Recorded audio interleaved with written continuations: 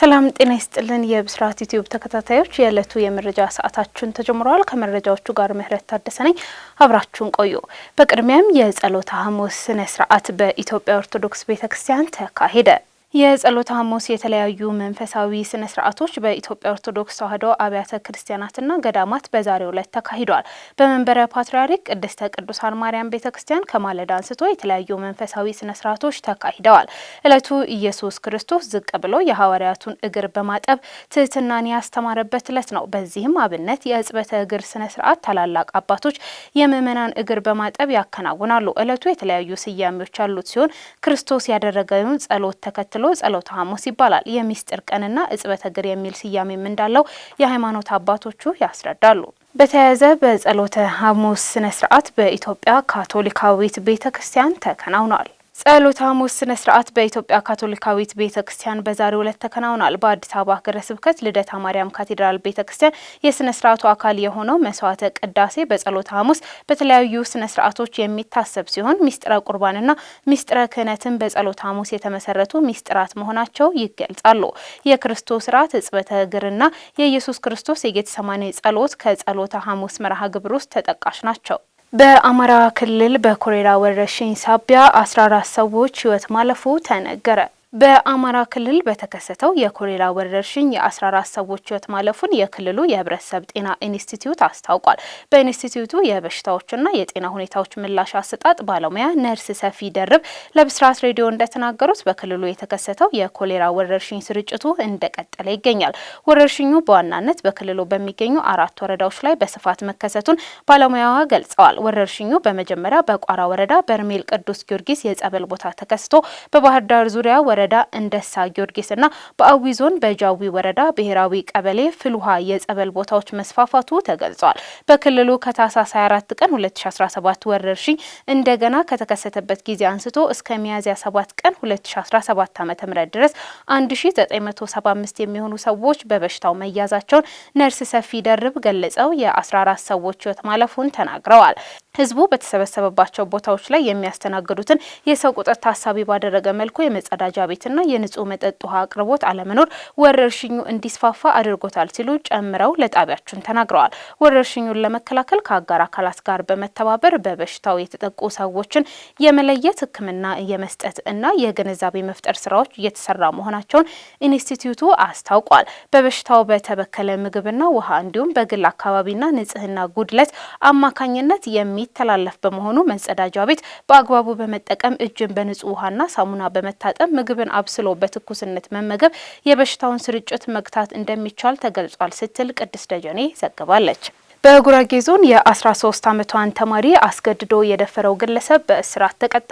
በማዕከላዊ ኢትዮጵያ ክልል በጉራጌ ዞን የእኖር ኤነር መገር ወረዳ አቃቢ ሕግ የክስ መዝገብ እንደሚያስረዳው ከሆነ ተከሳሽ በ1997 ዓ.ም ተሻሽሎ የወጣውን የኢፌድሪ የወንጀል ሕግ ቁጥር 620 ህዝባር 2 ሀ10 የተደነገገውን በመተላለፍ ለሕግ ተቃራኒ የሆነ የወንጀል ድርጊት ፈጽሟል። የወንጀል ድርጊቱ የተፈጸመው በእኖር ኤነር መገር ወረዳ በአውድ ቀበሌ አውድ ተብሎ በሚጠራው ስፍራ በዕለተ ሰኞ የካቲት 24 ቀን 2017 ዓ.ም በግምት ከጠዋቱ 4 ሰዓት ነው።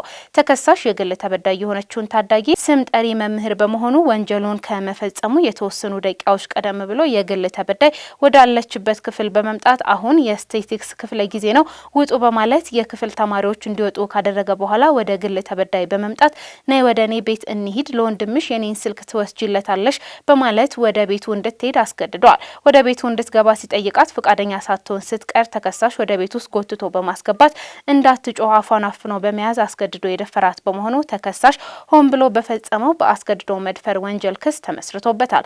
አቃቢ ሕግ የወንጀል ክሱን ለእኖር ኤነር መገር ወረዳ ፍርድ ቤት አቅርቦ ፍርድ ቤቱ ተከሳሽ የወንጀል ድርጊቱን መፈጸሙን የእምነት ክህደት ቃሉን ሲጠይቅ የወንጀል ድርጊቱን አልፈጸምኩም በማለት ክዶ ተከራክሯል። አቃቢ ሕግ የወንጀል ድርጊቱን መፈጸሙን ያስረዱልኛል ያላቸውን ምስክሮች መጋቢት 25 ቀን 2017 ዓ.ም ያሰማ ሲሆን በዚህ መሰረት አቃቢ ሕግ እንደ ክስ አመሰራረቱ በምስክሮች ምስክሮቹ ያስረዱ በመሆኑ ፍርድ ቤቱ ለተከሳሽ ሚያዝያ 2 ቀን 2017 ዓ.ም እንዲከላከል ብይን የሰጠ ቢሆንም ተከሳሽ ያስረዱልኛል ያላቸውን ምስክሮች የአቃቢ ሕግ ምስክሮች ማስተባበል ባለመቻላቸው ጥፋተኛ ብሎታል። ፍርድ ቤቱ የግራ ቀኙን የቅጣት አስተያየት ከሰማ በኋላ ሚያዝያ 8 ቀን 2017 ዓ.ም በዋለው ችሎት ወንጀለኛውን ያርማል፣ ሌሎችንም የህብረተሰብ ክፍሎች ያስተምራል በማለት ተከሳሽ በ12 ዓመት ጽኑ እስራት እንዲቀጣ መወሰኑን የጉራጌ ዞን ፍትህ መምሪያ ኃላፊ የሆኑት አቶ ኤልያስ ሰብለጋ ለብስራት ሬዲዮ ተናግረዋል ስትል ሰብል አበበ ዘግባለች። በሐሰት የ8 ዓመት ልጇን የኩላሊት ታማሚ ነው ያለች ዊልቸር ላይ እያስቀመጠች ስትለምን የነበረችው ግለሰብ በእስራት ተቀጣለች።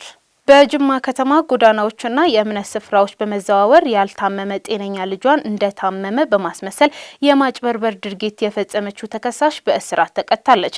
ተከሳሿ በጅማ ከተማ ጎዳናዎችና የእምነት ቦታዎች በመዘዋወር ያልታመመ ልጇን የኩላሊትና የፊኛ እጥበት እንደሚያስፈልገው በማስመሰል በድምጽ ማጉያና በክላሲካል ሙዚቃ በመታገዝ የልመና ተግባር ስትፈጽም እንደነበረች የጅማ ከተማ አስተዳደር ፖሊስ መምሪያ አስታውቋል። እንደ ጅማ ዞን ከፍተኛ አስተዳደር ፖሊስ ዋና መምሪያ የኮሚኒኬሽን ጽህፈት ቤት መግለጫ ተከሳሽ ስመኝ አይኔ የተባለች ግለሰብና ከአገው ልዩ ዞን እንደመጣች የ8 ዓመት ጤነኛ ልጇን ዊልቸር ላይ አስቀምጣ በድምጽ ማጉያና በክላሲካል ሙዚቃ ስትለምን ጅማ ከተማ ወረዳ አንድ ኤርማታ መርካቶ ተብሎ ስፍራ በህብረተሰቡ ጥቆማ የካቲት 7 ቀን 2017 ዓ.ም በቁጥጥር ስር መዋሏን ብስራት ሬዲዮ መዘገቡ ይታወሳል። ተከሳሿ በቁጥጥር ስር ስትውል በእጇ ያለው 5501 ብር የተያዘ ሲሆን በቀን በአማካኝ 5000 ብር በማታለልና በማጭበርበር እንደምታገኝ ለፖሊሶች በሰጠችው ቃል አረጋግጣለች። ፖሊስም በግለሰቧ ላይ የምርመራ መዝገቡን በተለያዩ ማስረጃዎች በማጠናቀር ለአቃቢ ሕግ የላከ ሲሆን አቃቢ ሕግም በወንጀል ቁጥር 696 በከባድ የማታለል ወንጀል ክስ መስርቶባታል። ክሱን ሲከታተል የነበረው የጅማ ከተማ አስተዳደር ከፍተኛ ፍርድ ቤት ሚያዝያ 8 ቀን 2017 ዓ.ም በዋለው ችሎት ተከሳሽ ስመኝ አይኔ ያልታመመ ልጇን ታሟል በማለት ስትለምን መገኘቷ አደገኛ አታላይነት፣ አጭበርባሪነትን የሚያሳይ በመሆኑ በ8 ዓመት እስራት እንድትቀጣ ሲወስን በእጇ ላይ የተገኘው ብር ለመንግስት ገቢ እንዲሆንና የ8 ዓመቱ ልጅ ለወላጅ አባቱ እንዲሰጥ ወስኗል ስትል ኤደን ሽመለስ ዘግባለች። አሁን ላይ ዋጋው የጨመረውን የሙሉ አረቦን ኢንሹራንስ አገልግሎት የያጎን አሽከርካሪዎች በቦነሳቸው እንዲጠቀሙ የሚያስችል ስምምነት ላይ ተደረሰ። ስምምነቱ የተፈረመው ንብ ባንክ፣ ንብ ኢንሹራንስና በኢትዮጵያ በጂ2ጂ አይሲ ሶሉሽን ጋር በመሆን የሶስትዮሽ ስምምነት ሚያዝያ 8 ቀን 2017 ዓ.ም ተከናውኗል። የአሽከርካሪዎቹን ደህንነት በመጠበቅ ለተጠቃሚዎቹ በተመጣጣኝ ዋጋ ምቹና አስተማማኝ የሜትር ታክሲ አገልግሎት በመስጠት ላይ የሚገኘው የአንጎ አሽከርካሪዎች የሙሉ አረቦን ፕሪሚየም ኢንሹራንስ አገልግሎት ተጠቃሚ እንደመሆኑ የጂ2ጂ አይቲ ሶሉሽን ምክትል ስራ አስኪያጅ አቶ ቴድሮስ ማህሪ ለብስራት ሬዲዮና ቴሌቪዥን ተናግረዋል። በዚህም መሰረት ይህንን የአንጎ አሽከርካሪዎች የኢንሹራንስ አገልግሎት ተጠቃሚ ለማድረግ የሚያስችል የሶስትዮሽ ስምምነት በዛሬው ዕለት ከንብ ባንክና ንብ ኢንሹራንስ ጋር ተፈራርሟል። ስምምነቱ የሶስተኛ ወገን ኢንሹራንስ ብቻ የነበራቸውን የአንጎ አሽከርካሪዎች ሙሉ የኢንሹራንስ ክፍያ ለንብ ኢንሹራንስ እንዲከፈል የሚያደርግ ሲሆን ምክትል ስራ አስኪያጅ አቶ ቴድሮስ ማህሪ እንደተናገሩት የሶስትዮሽ ስምምነቱ የአንጎ አሽከርካሪዎች የሚያጋጥማቸውን ወሳኝ ፈተና በመቅረፍ ተመጣጣኝና ተደራሽ የሆነ አጠቃላይ የመኪና ኢንሹራንስ ተጠቃሚ እንዲሆኑ ለማድረግ ታስቦ የተዘጋጀ ነው። በአሁኑ ጊዜ አብዛኛው የአንጎ አሽከርካሪዎች ለተሽከርካሪዎቻቸው ጥበቃ በሶስተኛ ወገን ኢንሹራንስ ብቻ ይተማመናሉ ያሉት አቶ ቴድሮስ በዚህ ምክንያት አደጋ በሚደርስበት ወቅት ዋና የገቢ ምንጫቸው ለጥገና በማውጣት ራሳቸውንና ቤተሰባቸውን ለችግር የሚዳርጉበት አጋጣሚ መኖሩን አንስተዋል። በመሆኑም የዛሬው ስምምነት አሽከርካሪዎች በአንድ ጊዜ ሳይሆን በየወሩ አረቦን መክፈል የሚችሉበትን እድል የፈጠረ በመሆኑ አሽከርካሪዎች ላይ የሚያደርሰውን የገንዘብ ጫናን በእጅጉ ይቀንሳል ተብሎ እንደሚታመን ተናግረዋል። በተጨማሪም የአረቦን ክፍያ ከአሽከርካሪዎች ጉርሻ ወይም ቦነስ ላይ በቀጥታ መቀነስ የሚያስችል አሰራር መዘርጋቱ ተነግረዋል። ወደ ውጪ መረጃችን እናልፋለን። አልቡርሃን ግብጽን እንዲጎበኙ ከአልሲሲ ግብዣ እንደቀረበላቸው ተነገረ። የሱዳን ሉዓላዊ ምክር ቤት ሊቀመንበርና የሱዳን ጦር ኃይሎች ጠቅላይ አዛዥ ጀነራል አብዱል ፈታህ አልቡርሃን ከግብጽ ፕሬዝዳንት አብዱል ፈታህ አልሲሲ የተላከ የግብዣ መልእክት ረቡዕ ዕለት እንደደረሳቸው ተገልጿል። ግብዣው በግብጽና በሳውዲ አረቢያ በሌላ በኩል ደግሞ በተባበሩት አረብ ኤሚሬት መካከል በለንደን በተካሄደው ዓለም አቀፍ ጉባኤ በግብጽና በሳውዲ አረቢያ መካከል ግልጽ አለመግባባት ከተፈጠረ ከሰዓታት በኋላ የተላከ ነው። ጉባኤው በሱዳን ያለውን ጦርነት ለማስቆም የግንኙነት ቡድን በማቋቋም ላይ ስምምነት ላይ መድረሱ መድረሱ ተነግሯል። ያለመግባባቶቹ ትክክለኛ ምክንያት ግን አልተገለጸም። አሁንም የሳውዲና የግብጽ ባለስልጣናት በሱዳን ኦፊሴላዊ ተቋማት አስፈላጊነት ላይ አስተያየታቸውን ሰጥተዋል። በአንጻሩ የኤምሬት ባለስልጣናት የሱዳን መንግስት ወታደሮችም ሆኑ የፈጣን ድጋፍ ሰጪ ኃይሎች የሱዳን ህዝብ እንደማይወክሉ ደጋግመው መናገራቸው ተዘግቧል። ከሪያድ የተለቀቀው መግለጫ የሳውዲ አረቢያ ምክትል የውጭ ጉዳይ ሚኒስትር አርኤስኤፍ በቅርቡ ሊያውጅ እየተዘጋጀ ያለውን ትይዩ መንግስት መመስረቱን በድጋሚ ውድቅ አድርጓል። ይህ በእንዲህ እንዳለ ግብጽ በሱዳን ለሚገኘው ወታደራዊ መሪ መንግስትም ግልጽ ድጋፍ ትሰጣለች። የተባበሩት አረብ ኤምሬት ለፓራሚሊተሪ ቡድን ትደግፋለች በሚል ክስ ላይ ሁለቱ ሀገራት ይህንን የመሰለ ይፋዊ አቋም ሲይዙ ይህ የመጀመሪያ ነው። የግብጽና የሳውዲ ባለስልጣናት ግጭቱ በአካባቢው መረጋጋት ላይ ስላለው አሉታዊ ተጽዕኖም በተደጋጋሚ ሲናገሩ ተደምጠዋል። ከዚህ ባሻገር አልቡርሃን በሱዳን ከግብጽ አምባሳደር ሃኒ ሳላህ በፖርት ሱዳን የሱዳንን የውጭ ጉዳይ ሚኒስትር አሊ የሱፍ በተገኙበት የተወያዩ ሲሆን የግብጽ አምባሳደር በጋዜጣዊ መግለጫው ላይ እንደተናገሩት ከሆነም አልቡርሃን ግብዣውን በደስታ እንደሚቀበሉት ገልጸው የሱዳንና የግብጽ ወገኖች ጉብኝቱን በማዘጋጀት ላይ እንደሚሰሩ ተናግረዋል። ስብሰባው የዳርፉርን ሁኔታና ማክሰኞ በሱዳን ዙሪያ የተካሄደውን የለንደን ኮንፈረንስ ጨምሮ በሱዳን ያለውን ለውጥ ተመልክቷል ሲሉም አምባሳደሩ አክለዋል። ሁለተኛው የሱዳንና የግብጽ የንግድ ፎረም ለማካሄድ የሁለትዮሽ ግንኙነትና ስለተደረገው ዝግጅት ለሉዓላዊ ምክር ቤት ሊቀመንበሩ ገለጻ አድርገዋል። በመጨረሻም አሜሪካ በዩክሬን ጉዳይ ከአውሮፓ አጋሮቿ ጋር ልትወያይ ነው። የዶናልድ ትራምፕ ልዩ መልእክተኛ ስቲቭ ዊትኮፍ እና ከፍተኛ ዲፕሎማት ማርክ ሩቢዮን በዩክሬን ያለውን ጦርነት ለማስቆም በሚደረገው ጥረት ከአውሮፓውያን አቻቸው ጋር በዛሬው ዕለት ፓሪስ ውስጥ ይወያያሉ። በውይይት ላይ ለመሳተፍ የዩክሬን የውጭ ጉዳይ ሚኒስትርና የመከላከያ ሚኒስትር ፈረንሳይ ዋና ከተማ ገብተዋል። የዩናይትድ ኪንግደም የውጭ ጉዳይ ሚኒስትር ዴቪድ ላሚ የሚሳተፉበት ይህ ውይይት ከየካቲት ወር በኋላ ስለ ጦርነቱ ከፍተኛ የአትላንቲክ ተሳትፎ ተደርጎ ይወሰዳል። የአውሮፓ ዲፕሎማቶች ዩናይትድ ስቴትስ ሩሲያ ላይ ያለምንም ቅድመ ሁኔታ የተኩስ አቁም ስምምነት ላይ እንድትደርስ የበለጠ ጫና እንድታደርግ እንደሚጠይቅ ተናግረዋል።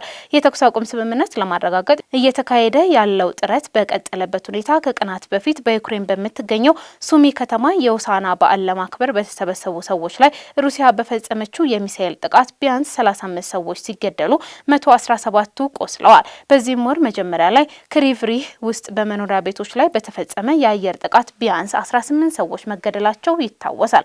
ረቡዕ ዕለት ምሽት ላይ የዩክሬን ባለስልጣናት እንደተናገሩት የሩሲያ ሰው አልባ አውሮፕላን በዲፕሮ ከተማ ላይ ባደረሰው ጥቃት አንዲት ወጣት ሴትን ጨምሮ 3 ሰዎች ገድለዋል ብለዋል። የዩናይትድ ስቴትስ የውጭ ጉዳይ ሩቢዮ ከፈረንሳይና ከጀርመን አቻዎቻቸው ጋር ከመወያየታቸው በፊት ከፈረንሳይ ፕሬዚዳንት ኢማኑኤል ማክሮንና ቡድናቸው ጋር ይገናኛሉ። የአውሮፓ ብሔራዊ ደህንነት አማካሪዎች በጉባኤው ይሳተፋሉ። የዩኤስ የውጭ ጉዳይ ሚኒስትር ትኩረት በዩክሬን ያለውን ጦርነት እንዴት ማቆም እንዳለበት በሚደረገው ጥረት ላይ የዶናልድ ትራምፕ ልዩ መልእክተኛ ስቲቭ ዊትኮፍ ባለፈው ሳምንት ከዩክሬን ፕሬዚዳንት ቭላድሚር ፑቲን ጋር ስለነበራቸው ቆይታ ሪፖርት ያደርጋሉ ተብሎም ይጠበቃል። የተከበራችሁ የብስራት ዩቲዩብ ተከታታዮች ከብስራት ዩቲዩብ ፔጅ ስትከታተሉት የነበረው መረጃችን ይህን ይመስል ነበር። ከመረጃዎቹ ጋር ምህረት ታደሰ አብሬያችሁ ቆይታ አደረግኩ። ሰላም።